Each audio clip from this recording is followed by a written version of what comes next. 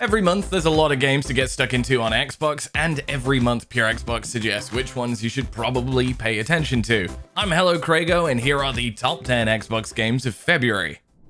First up is Persona 3 Reload. Now, this is coming on February 2nd and is the fourth version of Persona 3 since its original launch in 2006, but this time it's the flashiest by a mile.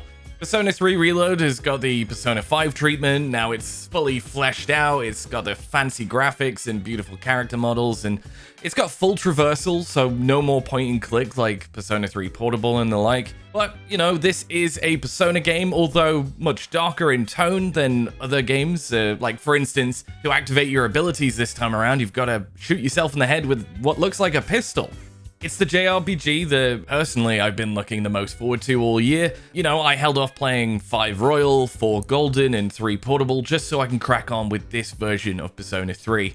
Reload will be making its way to Game Pass on February 2nd, which is good for me because at that time I'll be flying over the Atlantic Ocean with my ROG ally. I've already pre-installed it, so this huge JRPG full of turn-based battles and magical personas and dungeon crawling and all of that stuff will be in my palm for that very long flight. Next up is Suicide Squad Kill the Justice League. It's clear that production hasn't been too steady of a rock for the studio. It's originally slated in 2022, then delayed till May 2023, and then again to Feb 2nd. Rocksteady probably released some of the finest superhero games in recent years. Obviously, we've got the Insomniac Spider-Man games, but I would say they definitely learned a thing or two from the Arkham games, especially in terms of combat. For some reason, I'm not 100% sure about Suicide Squad Kill the Justice League. There's just something in the air that it might not be great, but on the other hand, it might be fantastic. So you'll be playing as Task Force X as either Captain Boomerang, Deadshot, Harley Quinn, or King Shark. And from the title, you've probably pieced it together by now that you have to kill the Justice League in some sort of switched role reversal sort of scenario where the bad guys are the good guys and the good guys are the bad guys. So good luck taking down Superman and Batman and the like. It's gonna be tough. You can either play this game as a solo with 3 AI teammates, but you probably want to wrangle up some friends to get the most out of Suicide Squad. It looks like you can choose from classes, level up skill trees, and experiment with character builds as you play. It also happens to be the late great Kevin Conroy's last outing as the Caped Crusader, although this time Batman is actually a bit of a baddie, so it's a little on the nose to kill and capture him, but there you have it. That's just the way the dice rolls, unfortunately. It's definitely one to keep your eye on, whichever way it falls on the review spectrum. It might be brilliant, it might not be, but it's coming out this month and it's big news. And next up is Banishers Ghost of New Eden. Now, this one creeped up on me. It's just one of those games that always just seems to slip under the radar, but at the same time looks amazing and completely shouldn't be ignored. It was originally slated for last year in November, but with Modern Warfare, Super Mario Bros. Wonder, Alan Wake 2, and Spider-Man all launching kind of weeks apart from another, Banishers was actually moved to February 13th, which fair play to Don't Nod, because I probably would have missed it if they stayed on track with their original release date.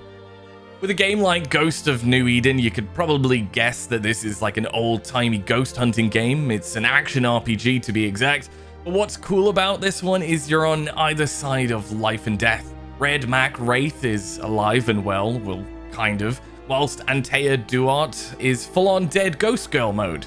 So you'll be using traditional weapons and stuff against the supernatural, but you'll also be using a little bit of the supernatural against the supernatural, if you know what I'm saying. What's interesting is that this isn't like a straight up Luigi's Mansion speed of exorcism. You won't be sucking up ghosts with a Hoover in like 2 seconds flat. You'll need to plan out your exorcisms and talk to the people who are involved and basically make tons of hard choices that influence the game's story. Because, well, it wouldn't be a Don't Nod game without some difficult choices along the way now, would it? Next up is Tomb Raider 1 to 3 Remastered. Now, this one's coming out on Valentine's Day, or February 14th to be exact, and I'm genuinely quite excited because this time around you can actually freeze the butler in the walk-in freezer instead of him just like glitching through the door like some sort of spectral tea satisfaction officer just gagging to give you some Earl Grey.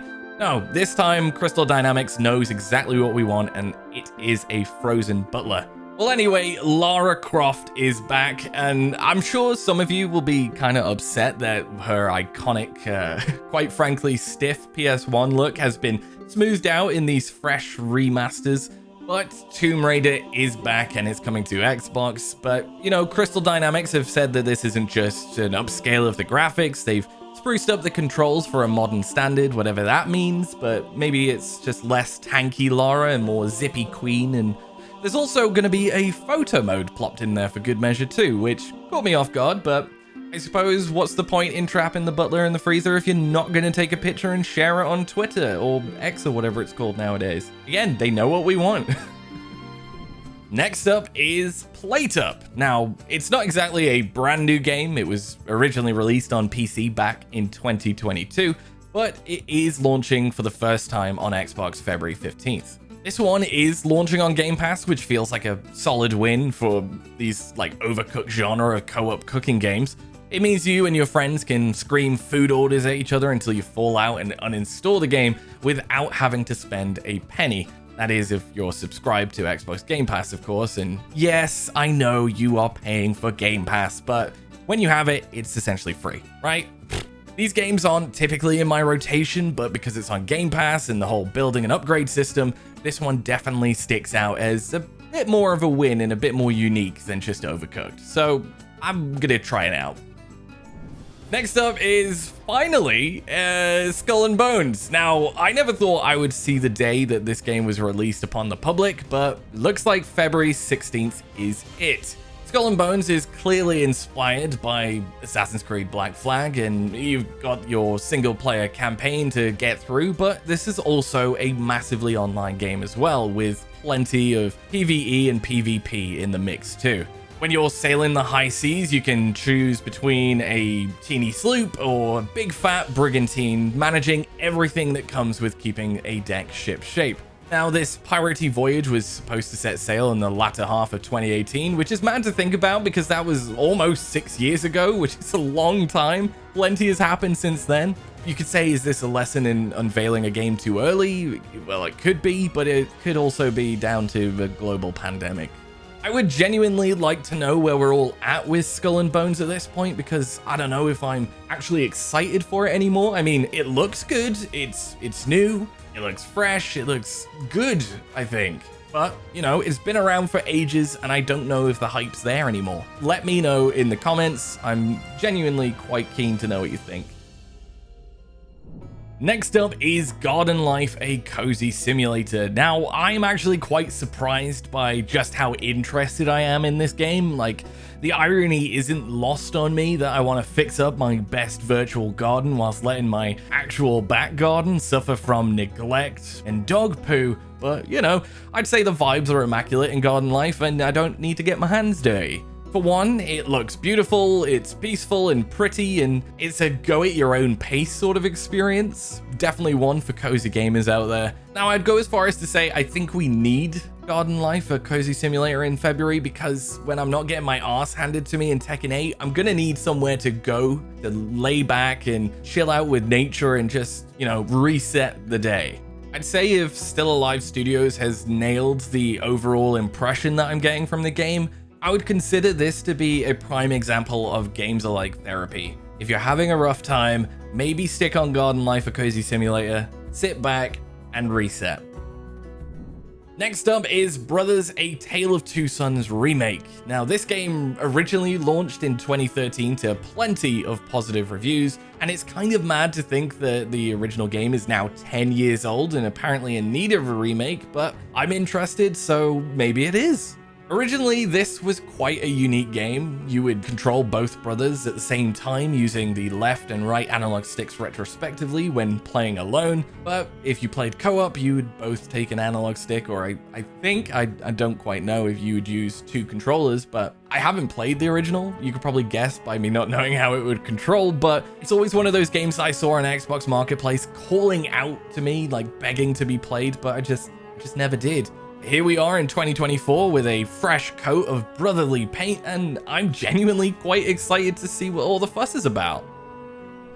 Next up, we have Star Wars Dark Forces Remaster. It's kind of mad how many remastered or remake games that we're getting in February. I didn't expect it until writing out this video how many we're getting, but that's the way the cookie crumbles. Anyway, the 1995 Star Wars Dark Forces is getting a fresh remaster and will be playable on February 28th, which I'll remind you is not the last day of the month. We've got a leap year, folks. All 14 of the original levels, along with character models, guns, and the like, have all been upped to 4K at 120 FPS, so those old games be looking fresh. It's another title I missed because, well, at the time I was 3 years old and busy doing what any toddler would be doing in 1995, which was, yes, crushing cars in Destruction Derby on the PS1. But for those of you who did enjoy Doom with a Star Wars skin, then you're in for a treat. I don't know if it's me just getting older, but I have enjoyed diving back into the origins of gaming, and Star Wars Dark Forces Remastered looks pretty sweet if you ask me.